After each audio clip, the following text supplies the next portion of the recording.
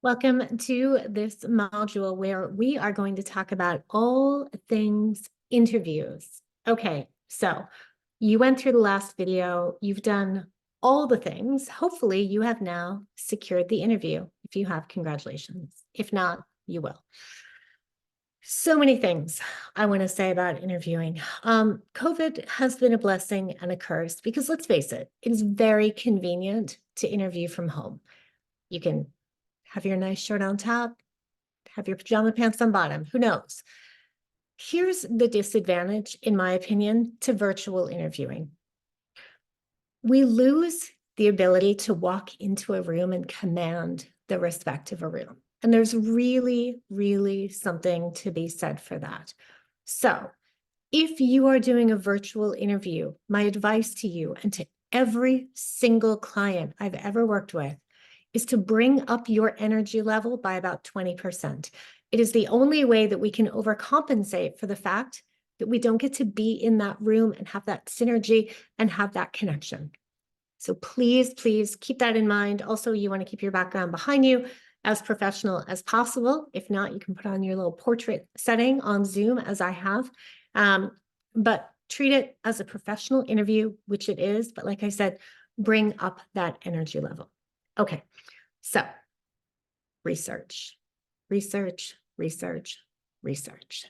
Once your interview is confirmed, you are going to go and stalk the heck out of the first person or anybody on the team that's going to be interviewing you. There is no reason or excuse not to do this. Sometimes people will say to me, is that weird? Is it going to be weird if they can see I looked at their LinkedIn page? No, it's actually going to be really great because they are going to know that you took the time to check out who are they? How long have they worked there? What is their role? What do they do? Have they been promoted? If they just joined, what made them want to join the organization? If they've been there for 5 years, 10 years, what's made them want to stay that long?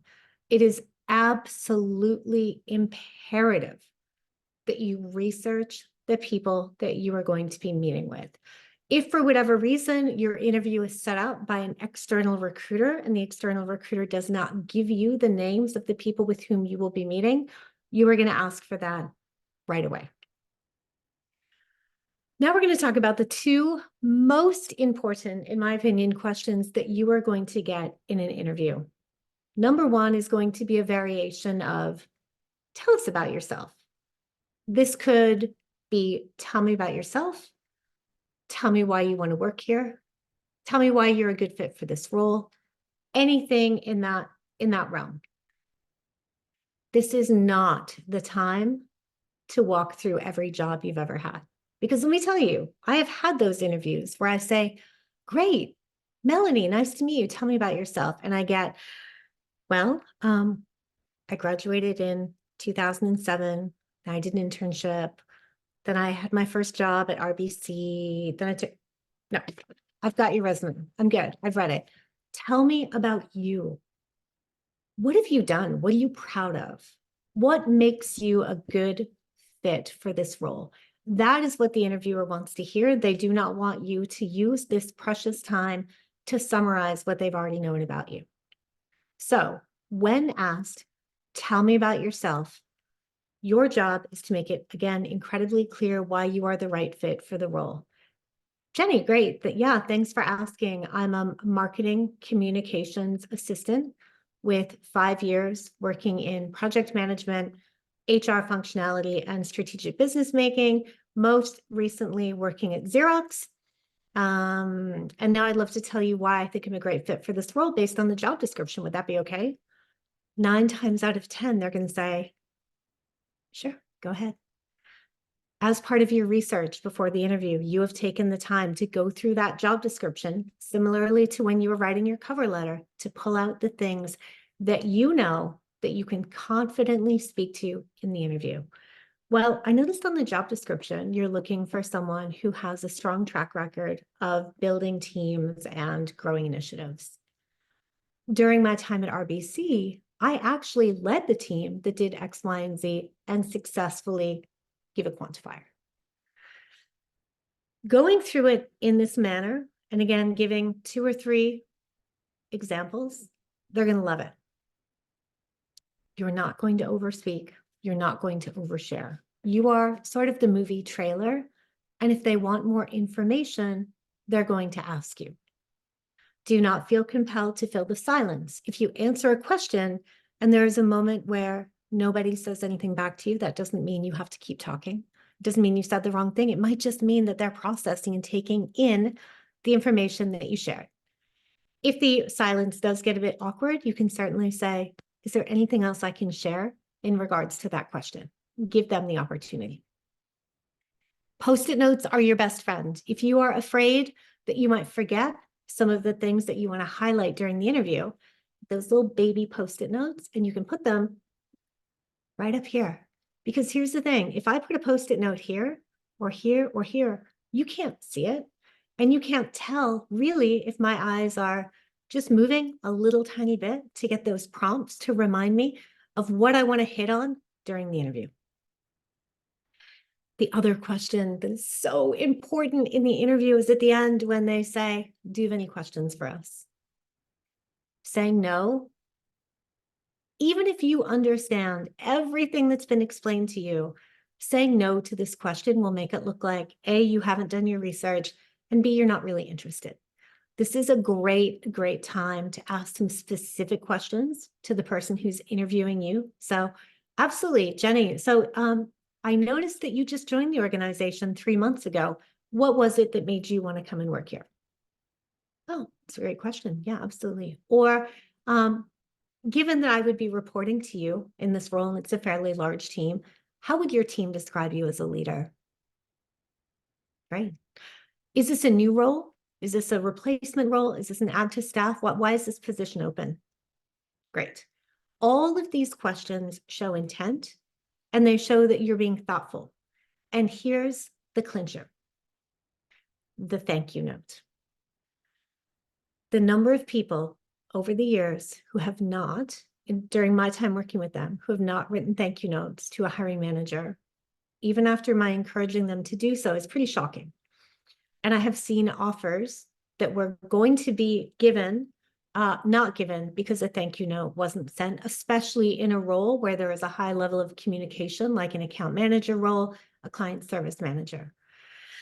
The thank you note is a wonderful opportunity for you to kind of sum up the conversation. Dear Jenny, thank you so much for taking the time to meet with me today about the XYZ opportunity. After connecting with you, I'm even more confident that I'd be an exceptional member of the team. I especially liked hearing your take on, and at this point you can reference something specific that you talked about during the interview. I especially enjoyed hearing what it was that made you want to come join the team. I especially enjoyed hearing that your team describes you as an XYZ kind of leader, and that's exactly what I'm looking for. These thank you notes need to be sent within 24 hours. If you do not have an email address for the person, do not be afraid to reach out to the recruiter who set up the initial call to ask for it. And that brings us back to the recruiter. Oftentimes, your first round of interview with a company will be with the in-house recruiter. This is not normally going to be a high pressure, high stakes interview. They want to make sure that you check the boxes for what the role requires so that they can feel confident putting you forward to the hiring manager with their stamp of approval on you. With that said, do not underscore the importance of your relationship with this person. These internal recruiters can be the gatekeepers. They can be the people that get you connected to the appropriate hiring managers. But more importantly, if you have a good connection with the recruiter, let's say you apply for this marketing analysis role and you don't get it and it was really close, keeping that relationship with the recruiter means that they are going to keep you in mind when a new position comes up. It also means that you can take a couple of weeks and then check back in. Any new positions come up, I'd love to reiterate my interest. I had such a positive experience. I can really see myself working for the team. Send that recruiter a thank you note as well. After that first round, every single person gets a thank you note. If you interview with a team of 5 and it's a panel interview, you cannot send the same thank you email to everyone because they're going to compare. That is why it is so important to ask those specific questions so you have specific takeaways for when you are writing these notes.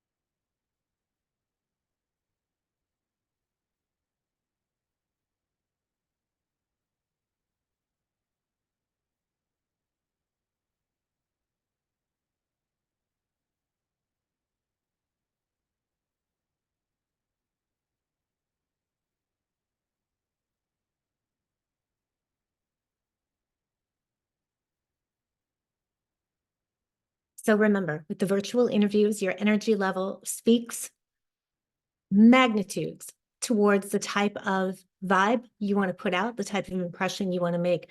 The questions you ask are everything, and you cannot over research. And don't be afraid to put your little notes here. Thank you so much, and I'll see you in the next class.